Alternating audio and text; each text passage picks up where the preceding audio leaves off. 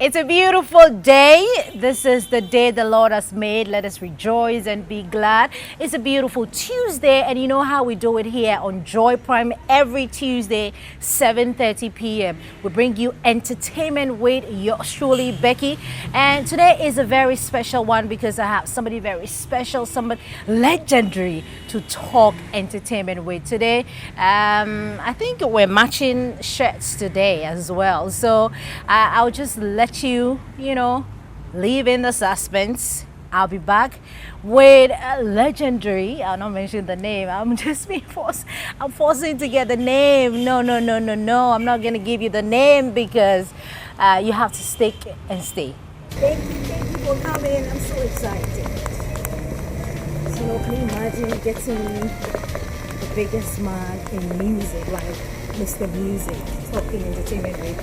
It only happens here on Joy Prime, here with Becks.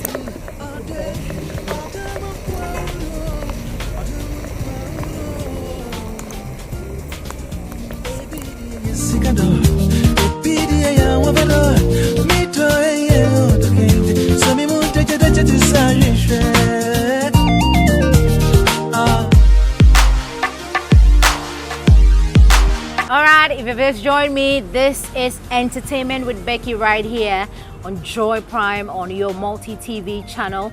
This is the only entertainment show that gives you the real entertainment. We are on the Real Entertainment channel, and this is the only entertainment show that gives you real entertainment. Today, I am pleased, I am grateful that the maestro himself, Mr. Music Man, everybody's music man, Kojo Antwi, could join us to talk entertainment right here on Entertainment with Becky. Hello to you, sir. Hey, it's great to be here. I am so stunned. I don't even know how to introduce the maestro because I've seen the maestro on stage performing, timeless songs, and I know everybody wants to be in my shoe right now. I'm sure they all want to be in my shoes, like touching you right now. Hello, thank you so much for making it. It's great to be here. Thanks for the opportunity. How are you? I'm doing great. Blessed.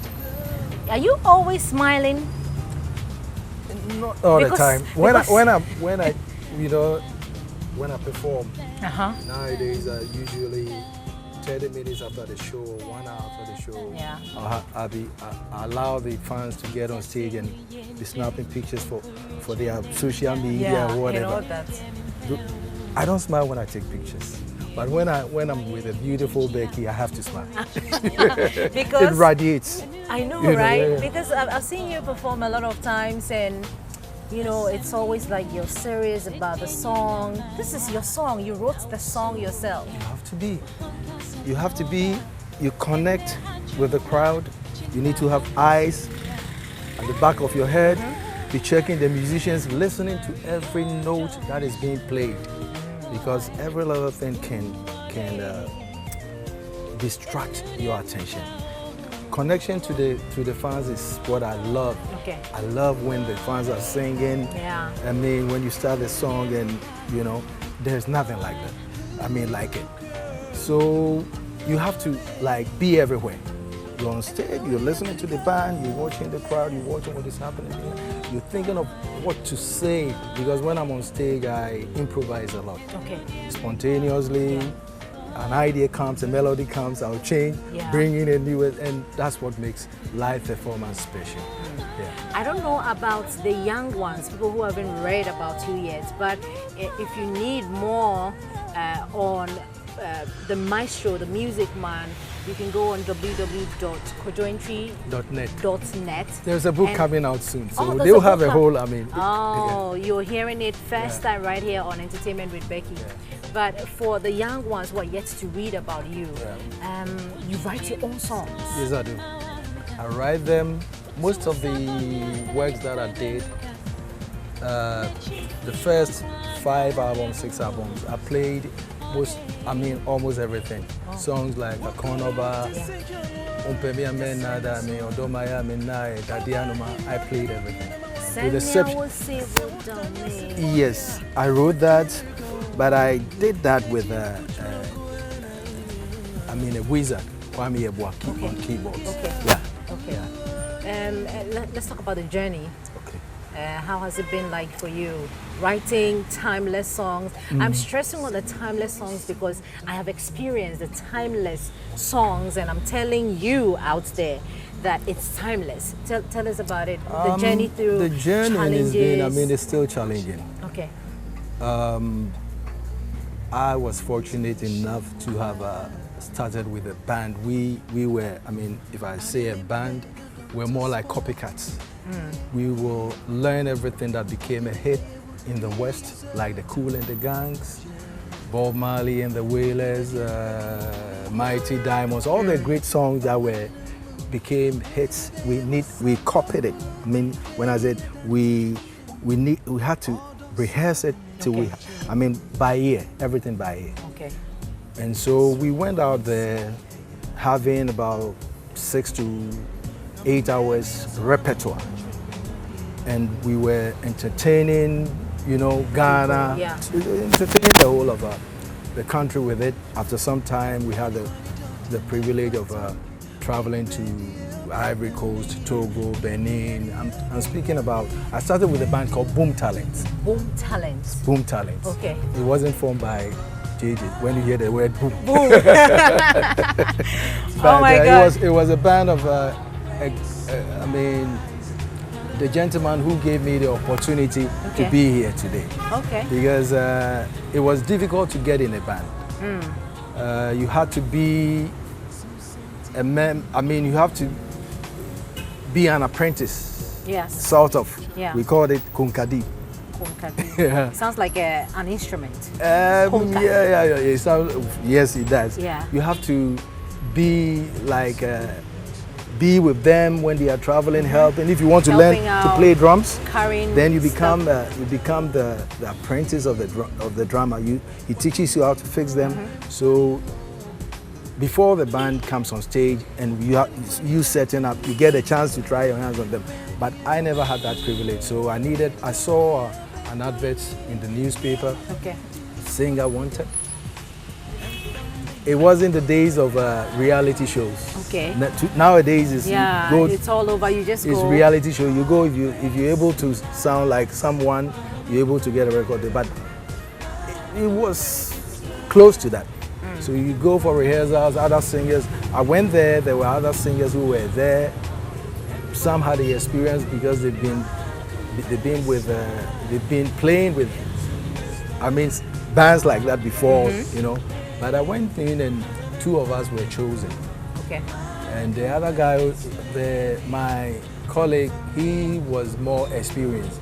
So we were asked to come back, and I didn't go because I felt they would pick him. The best. But when nowadays I know that it is my mission. I was asked to come and do this, and so wherever you go, like Jonah, you can go and hide in the belly of the whale. They will fish you out. The destiny will find you. Yeah. So, and that's how come you're Mr. Music Man. Speaking of you traveling outside, recently, before we continue, let me congratulate you on your honorary award at Burkina Faso. Thank you. Did you go there? How did it happen? I went there. They've been chasing me for the past 4 or 5 years. It's an event that is held every year. It is to remember the great Bob Marley, and also to remember the Africans who started this reggae music with the message, positive message, and keeping the tradition of reggae music. So you have the Alpha Blondies. This year when I was there was this Ishmael Isaacs, who is a big reggae guy in Ivory Coast. Okay. There was a top reggae artist from Mali, from Benin, from Burkina, from all they were there. So this year I decided, and they were able to convince me. So I said, let me come and see what was happening. But how was the experience like? It was great. It was great. They love our music. And I've been there for, they have this festival they do every year for movies, what's the name? Fespaco. Fespaco. Okay. It's a festival they do, I think, every 2 years or so. Okay, for the movie industry? For the movie industry and the African art. It's different and big. Okay. You have people trooping in from France, Europe and all that, you know. I performed there about 7 years ago for Fespaco. I've been there to do a few shows, but this time when I went there, I had the opportunity to perform 2 songs, and they were like, Kojo, you should be coming to Burkina, you know, and it was nice. They are neighbors, and for them to thought it wise. Yes. I know, right? Do you feel that we're not being celebrated here in Ghana enough? Because we try as much as possible to celebrate our legends. I remember Legends and Legacy Ball one time. Yeah. Oh, your performance was fantastic. You were there? I was there. Good. But do you feel that Ghanaians generally, we don't celebrate our legends or our craft enough here? I believe it goes deeper than that. Okay. I believe we've gone through a lot of challenges. The era that I was speaking about, the time that I was playing in a band that we were touring the whole nation, there were the avenues, the opportunity was there. If my band, after the Boom Talents, I joined a band called the Classic Candles. Classic Candles. Classic Candles. Okay. Okay, it was named after the German composer Handel. Okay. There was, a great. If you speak about Beethoven, you speak about Mozart. Handel is also. Okay. You know, so big. There you get a Ghanaian band which was named after a German composer who died in the 16th century or something. Should be big. You know. So there were opportunities. If that band decide, if you see our poster that we are touring Greater Accra, you come to Circle, there's Lido, there's Tiptoe, there is Apollo Theatre, there is even where you have Société Générale. Ring Road, there was a performing. Then you go to Solemn Down, you go to Kotobabi, so you could be touring. There was opportunity that you could just survive as a musician, and you can play from the coast to the north. There were groups all over, you know. And then we went through the coup d'etats and the curfews. So at a certain point, we were asked to sleep around 7 o'clock. When there was a curfew, probably you were not born. You were still in heaven. We're still listening. You were still in line. That's why I'm so grateful we're having this conversation. Good. Because there's a lot to learn. Sure. See, so people were asked to sleep. I think the beginning it was 7 o'clock. Then they moved it to 9 o'clock. Okay. We survived our system was in the night. Yeah. So how were you able to go and fix your instruments. Finish playing before 9 for the one who will come to the audience, have time enough to go back home. Yeah. That was when you had the spinners, the what do you call, skyhawks. Okay. Different spinners coming because they could easily plug their gadgets and start playing the songs. Yours is live band. And all the musicians went on the ground. Some of us had the opportunity to leave the country. Okay. Others took refuge in the churches. That was when church music became vibrant. Okay. With a lot of instruments and all that, you know. Yeah. Others went to Agege, Nigeria. Yeah, I remember Agege back. You see, so the night life was completely wiped out. We had studios. I'm not talking about those computers now. We had Ghana Film Studio. Yeah. We had other studios that you could go there and record your own sound as a group. But because of that, fortunately for us, those who went to Europe started recording. That's how you had great musicians like George Darkon, Rex Gemfi, John Kay, Ben Bracon, and all. That was how they emerged. They emerged with a good sound that sounded like any recordings recorded anywhere in the world. And that's how the Burger High Life thing erupted. And then others followed. You understand what I'm saying? Yeah. That night life, that opportunity for a musician to survive playing gigs is no more there. Yeah. The difference now is you have musicians who come out of studio before they become musicians. Then you hear a lot of people saying, "Oh, we want to make more life. We want to make more life." I started on stage before entering the studio. They enter studio before coming on stage. So they have to be groomed for stage. The moment you have one hit is a time for your manager to tell you, "Hey, let's have you get you ready for stage." How do you connect in this song? How do you connect with the audience? Even when you have just a track, a single out, it's not time for you to go out there and play. That's my advice. Sure, that's my advice. But you need a repertoire. You need a repertoire of about 30 minutes that you can sustain the crowd. You do this one, do the next one, you know. Then, but we'll get there. I hope so. I think we'll get there. I hope so. We'll get there. But a lot of people too, I'm not sure, the young ones, we're still talking about the young ones. A lot of people don't know that you were the first Ghanaian to ever receive a nomination from the BET Awards. I'm talking about the BET Awards because BET happened just 2 days ago. Yeah. Ghana actually missed out. We had Davido picking the best international act. Okay. We still went for an African country. Kwesi Arthur was in the best viewer's choice. He didn't win. He lost out to SJ, Sajay. I can't pronounce the name.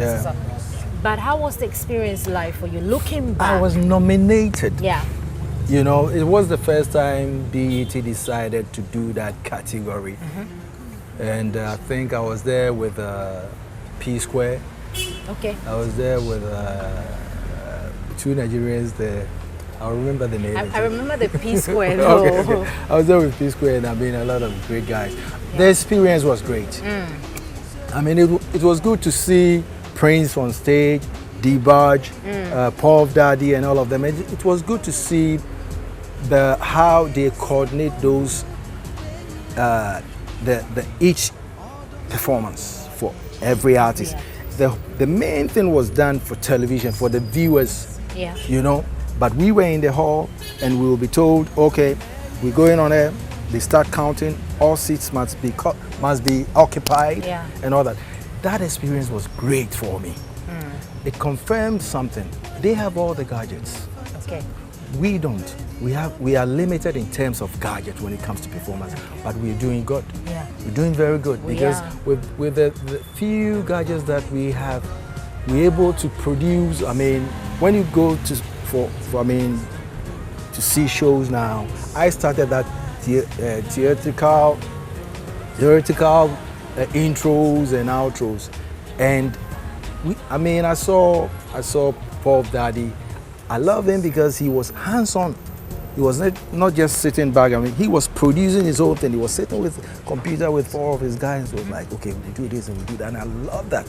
You understand what I'm saying? Yeah. So that experience I love, and it was good to see D-Barge. He went through a whole lot of problems.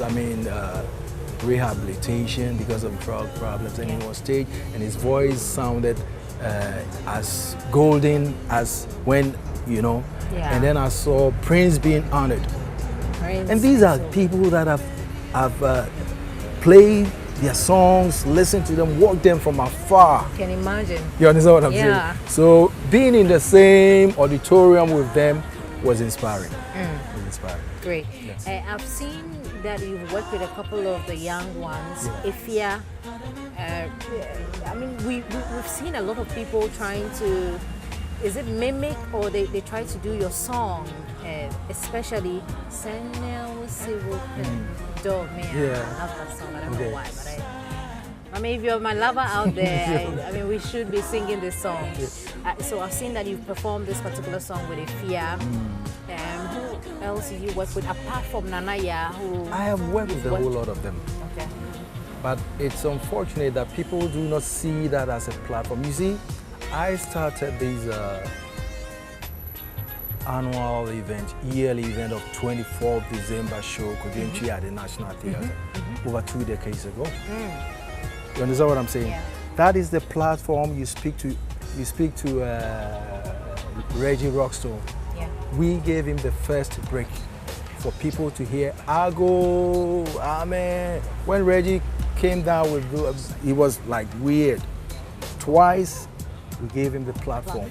And that platform has seen a lot of pullback. All the Ghanaian musicians have used that platform. You understand what I'm saying? It's where you get to perform live, you get to do whatever you want to do. That is one where I've worked with a lot of the young. When you talk about studio work, I've worked with a lot of, I've worked with Kontihine. Currently I'm working with, I've done something with Stoneboy.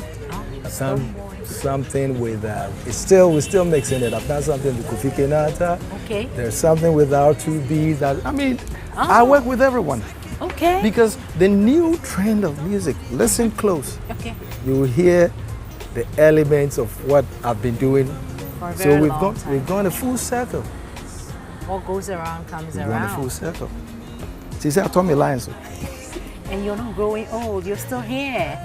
Music. For how many decades? You see, for music, I mean, with music, it is the only profession that you go to. Of course, there's a lot of stress in it when you're a perfectionist, but it's the only place that you mount the stage or you walk through the stage and everyone is smiling. People are happy to see you. Yeah. Sometimes I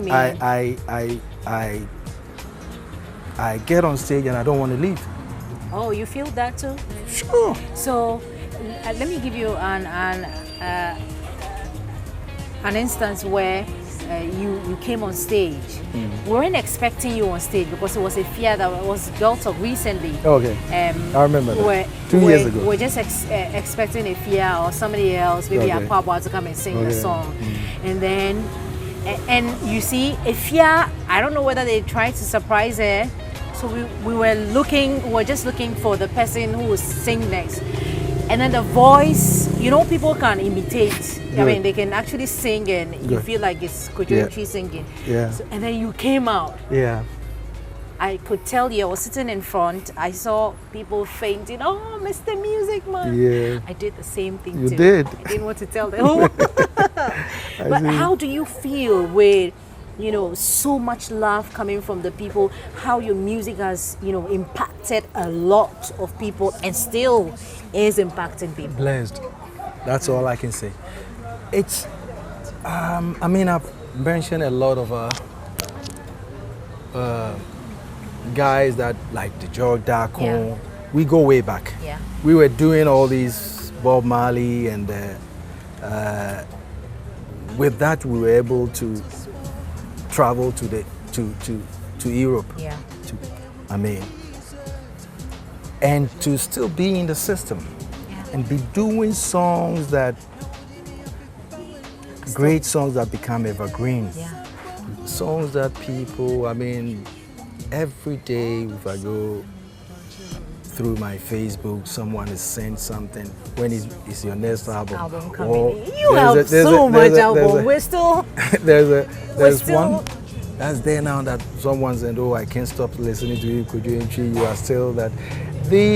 I love to hear that, but I try not to be all bougie about it. It's like you don't want it to get into your head.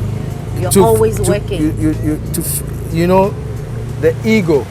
Yeah. You have to try as much as you can to tame it. You understand what I'm saying? So I try as much as I can when I'm writing my songs, when I'm about mixing them, when I'm about working with new guys to bring new vibes into it, to just remain as hungry as when I started. You're always, your songs are always like, it has an element of love in there. You are always preaching love to one lady, or a dear penna singing, I mean, love songs for a lady. Yeah. I mean, what is the inspiration behind most of the songs that are always love-based? Is it inspired by your wife? My wife plays a major role in my songs. I said it before that she appears in my songs with different names. She appeared in the recent one as Adia Pena. But I write from I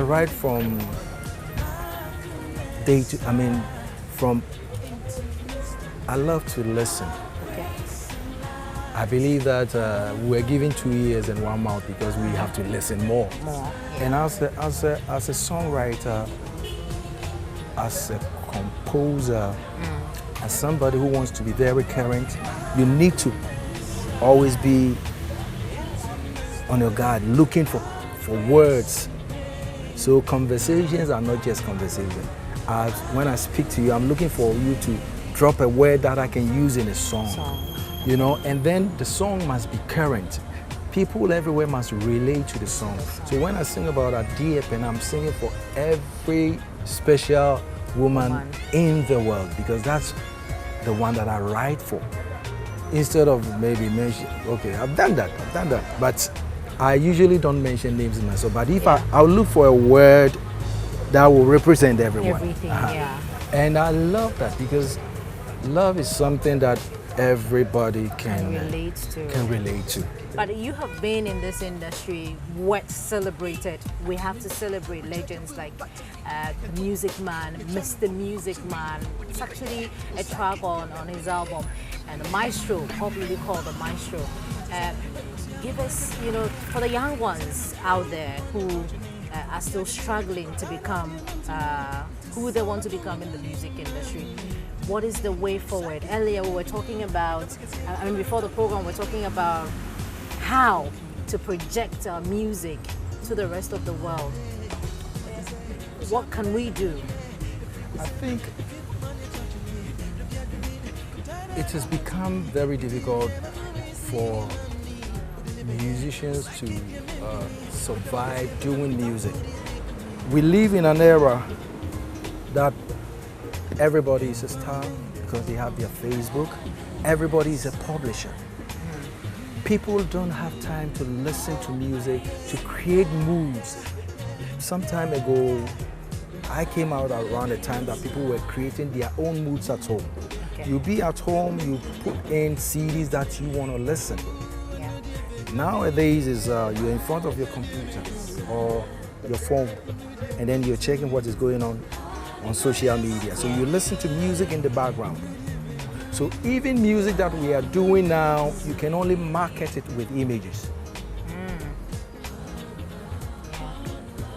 I came out at the time that music can stand on its own without an image. Yes. America hasn't got a video, but it still was able to cross over.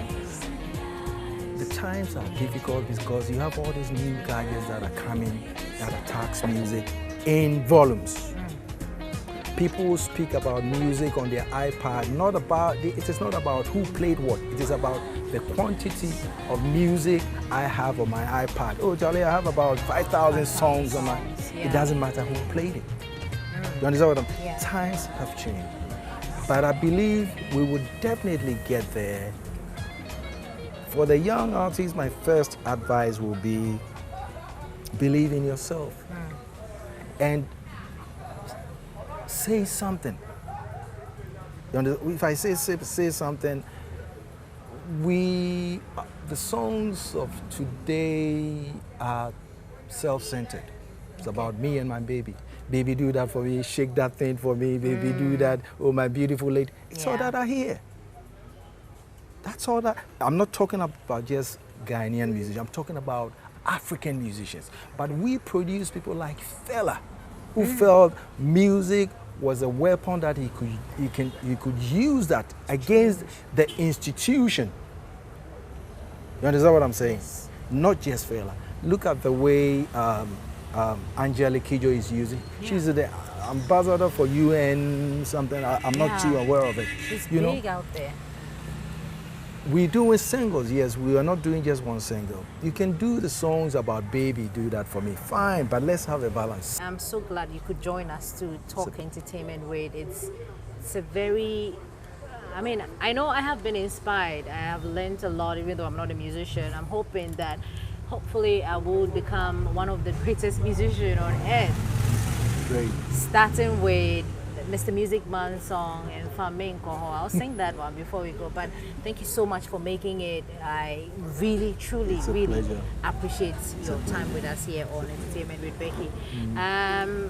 Once again, Mr. Music Man, he has been our guest. I hope you enjoyed yourself. I'm stunned. I don't know what to say. Let's just do this some other time next week.